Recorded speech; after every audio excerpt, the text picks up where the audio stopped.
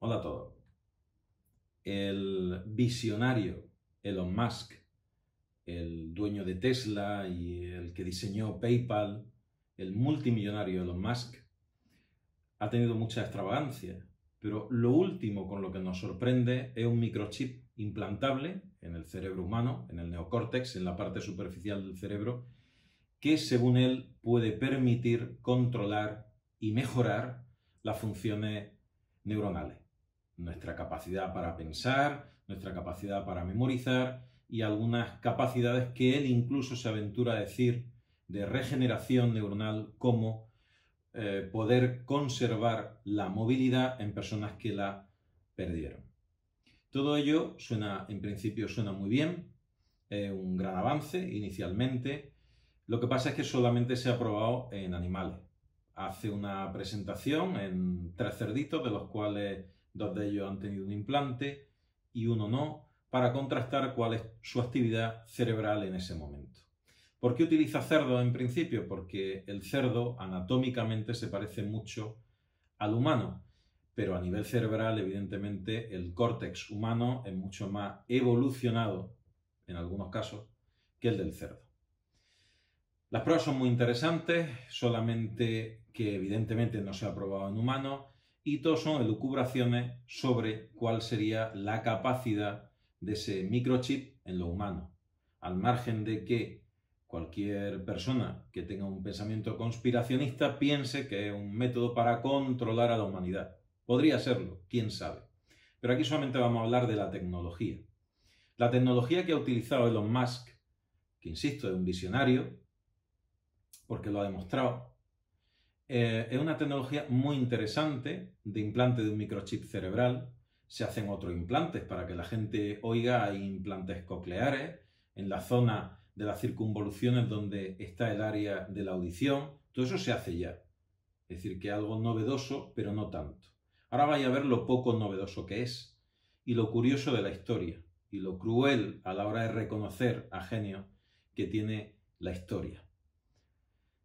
Elon Musk presenta su Neuralink, que es como le ha llamado, con capacidad obviamente de comunicarse con otras máquinas, conductores ordenadores, por Bluetooth, por tecnología inalámbrica. Es obvio que en el momento actual, en el momento que vivimos, eso sea una posibilidad. También habla de que la recarga es para un día, funciona durante todo el día y se recarga por la noche. Hace un año presentó un microchip similar de implante retroauricular, se implantaba detrás de la oreja y luego el implante iba mediante un cableado dentro del cerebro, justamente en la superficie, en el neocórtex.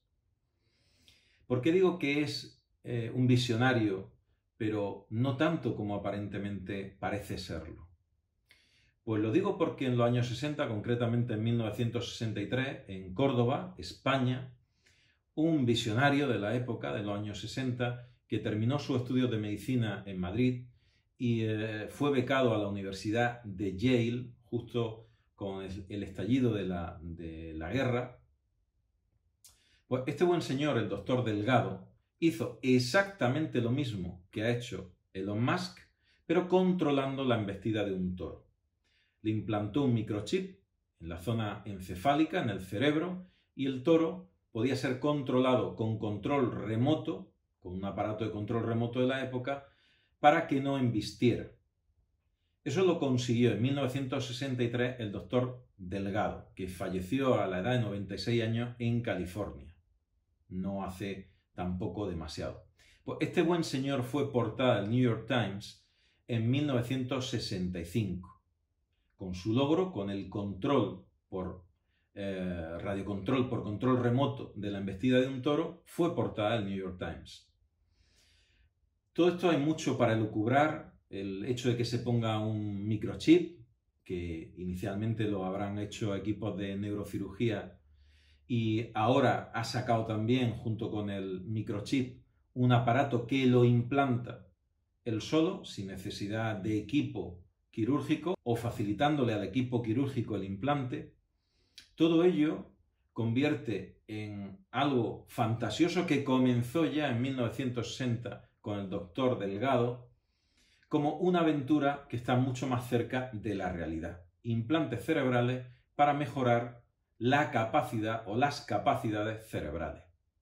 Todo ello se choca de lleno con un problema que ya encontró el doctor Delgado. Y es que todas las funciones cerebrales del neocórtex tienen una localización más o menos específica. El cerebro, cuando se lesiona un área cerebral, es capaz de compensar con otras áreas cerebrales por una cosa que se llama neuroplasticidad. A veces las áreas cerebrales dañadas están muy dañadas y no puede compensar más que parcialmente esa área dañada con otras áreas cerebrales, asumiendo funciones que no son propias.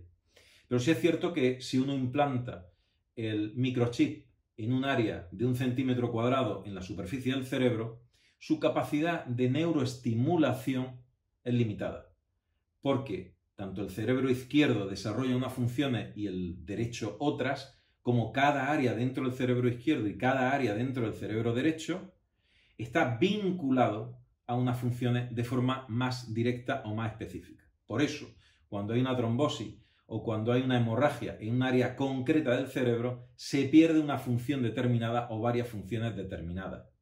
Hay áreas sensitivas, áreas motoras, áreas de la visualización o áreas del pensamiento abstracto. Todo ello está vinculado anatómicamente a diferentes zonas de esa estructura que es el cerebro. Bueno, son límites. Ahora mismo solamente hemos visto, nos han mostrado unas pruebas en animales, en cerditos. Son muy interesantes. Para mí solamente aporta como novedad y como reconocimiento una aplicación de una tecnología muy moderna a un concepto que ya fue más que experimentado en los años 60. Hay que darle el mérito a quien lo tiene. Elon Musk tiene el mérito de haber hecho muchas cosas y de haber innovado en muchos aspectos, pero aquí la innovación pertenece a un señor que se licenció en Madrid, que es el doctor Delgado, y que en los años 60 ya hizo exactamente lo mismo con la tecnología que tenía en sus manos en los años 1963 y fue portada al New York Times en 1965 por este motivo. Y desde luego que olvidado en su país y prácticamente en el mundo entero. Espero que haya resultado interesante el vídeo. Las consecuencias de lo que va a suceder con los bioimplantes, con los implantes como en este caso implantes cerebrales de microchip, va a depender muy mucho de cuál sea el uso que se le quiera dar. Obviamente se pueden utilizar, como todo en la vida, para algo muy positivo como es potenciar las capacidades cerebrales, pero también, obviamente, se puede manipular a distancia o pretender manipular a distancia la voluntad humana o el pensamiento humano. Todo eso lo dejo ahí, entrecomillado, entre corchetes, entre interrogaciones, pero el tiempo hablará y pondrá cada cosa y a cada uno en su lugar. Os mando un fuerte abrazo. Si os ha gustado el vídeo, por favor, suscribiros al canal. Os espero en el próximo vídeo.